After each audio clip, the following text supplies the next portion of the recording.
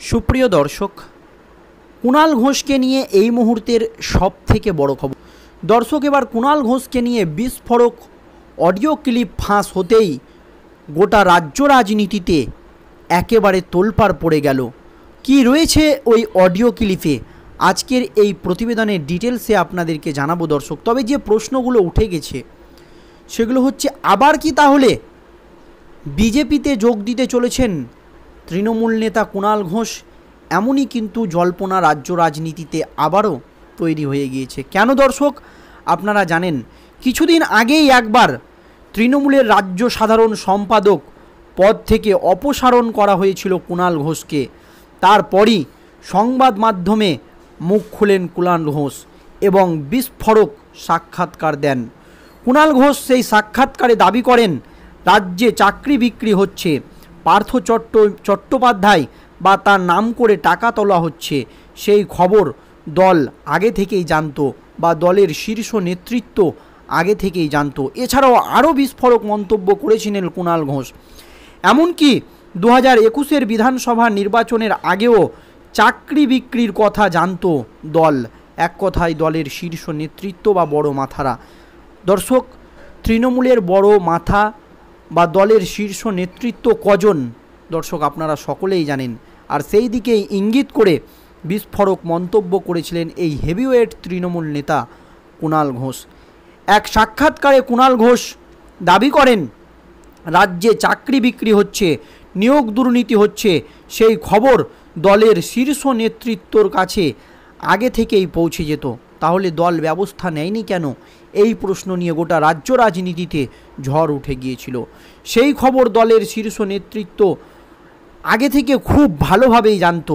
সেই কারণেই 2021 সালে পার্থ চট্টোপাধ্যায়কে শিক্ষামন্ত্রী করা হয়নি। পার্থ একা নন, আরও একাধিক বড় বড় মাথারা এই চাকরি বিক্রির সঙ্গে যুক্ত ছিল। এমনই বিস্ফোরক মন্তব্য করেছিলেন কুণাল ঘোষ। তার এখন বহল তবিয়তে রয়েছে। তিনি দাবি করেছেন যে তারা বা যারা চাকরি বিক্রি করেছেন তারা এখন বহল তবিয়তে রয়েছেন। চাকরি বিক্রি করে কেউ না কেউ অন্যায় করেছে, সেই লোক এখনও মন্ত্রিসভায় আছে। আপনারা জানেন, লোকসভা নির্বাচন চলাকালীন পুরো মন্ত্রিসভার গ্রেপ্তার হওয়ার আশঙ্কা করেছিল শাসক দল। এই নিয়ে সুপ্রিম কোর্টে কিন্তু মামলা চলছে দর্শক। আর এই কথাই কিন্তু জানিয়ে দিয়েছিল কুণাল ঘোষ যে মন্ত্রিসভায় এখনও কিন্তু চাকরি বিক্রির লোক রয়েছে। একেবারে বিস্ফোরক মন্তব্য।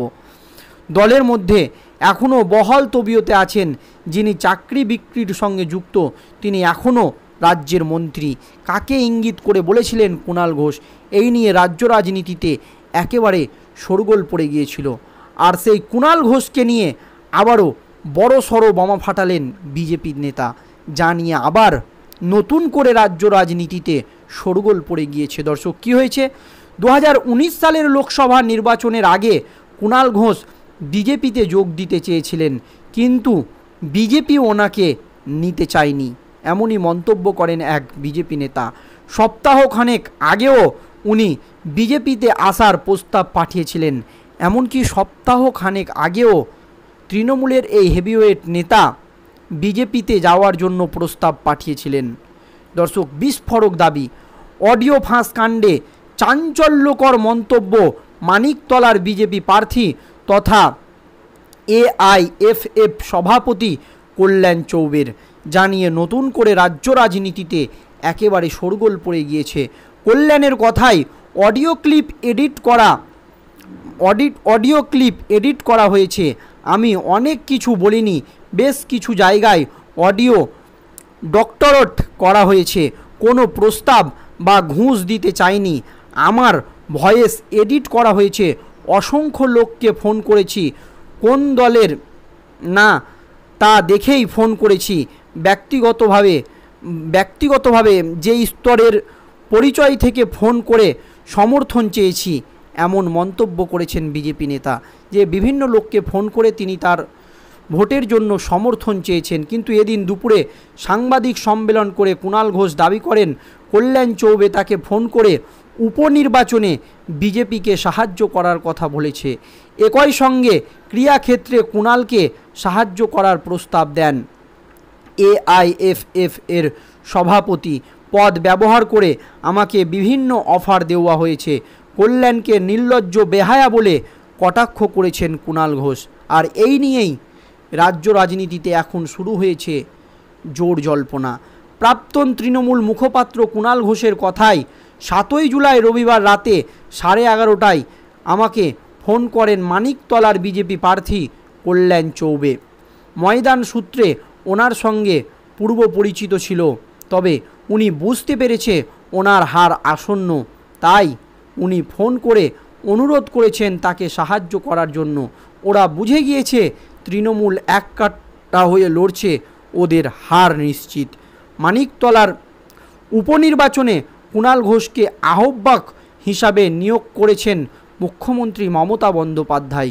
দর্শক, কুণালের কথায় প্রতিপক্ষের সাহায্য চাওয়া গণতান্ত্রিক রীতি এবং বিতির সৌজন্য, কিন্তু উনি AIIF এর সভাপতি পদের অপব্যবহার করে আমাকে ক্রীড়াক্ষেত্রে জাতীয় বা রাজস্ব স্তরে করার প্রস্তাব দিয়েছেন এবং পদের অপব্যবহার করেছেন উনি। তবে কুণাল ঘোষের প্রশ্ন, এটা কী ধরনের রাজনীতি? নির্লজ্জ বেহায়া কল্যাণ চৌবে ভোটে হারছেন বুঝতে পেরেই সংকীর্ণ নীচ রাজনীতি করছেন।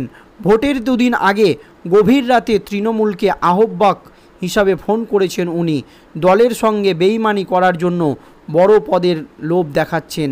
আমি চ্যালেঞ্জ করছি, উনি CBIকে দিয়ে আমাকে ডাকুন, দেখে নিন এটা কার গলার স্বর।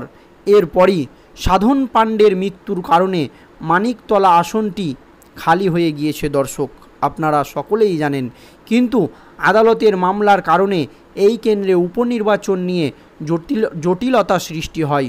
সম্প্রতি আদালত উপনির্বাচনের নির্দেশ দিলে বিজ্ঞপ্তি জারি করে নির্বাচন কমিশন। এই কেন্দ্রে তৃণমূলের টিকিটে লড়ছেন সাধন পাণ্ডের স্ত্রী সুপ্তি পাণ্ডে। বিজেপি প্রার্থী করেছেন কল্যাণ চৌবেকে।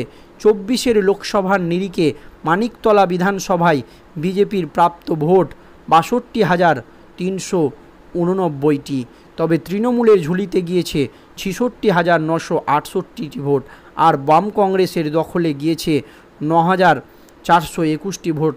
অর্থাৎ এই কেন্দ্রে তৃণমূলের লিড মাত্র 3,000 ভোটে, আর বিভিন্ন দিক থেকেই এগিয়ে রয়েছে বিজেপি। আর এই বিজেপি প্রার্থীরই কুণাল ঘোষকে নিয়ে এই বিস্ফোরক দাবি। দর্শক, এই দাবি কতটুকু সত্য, আপনাদের কি মতামত কমেন্ট বক্সে কমেন্ট করে জানাবেন। আমাদের মতামত বা আমাদের যে প্রতিবেদন সেটা আপনাদেরকে জানালাম। ধন্যবাদ দর্শক।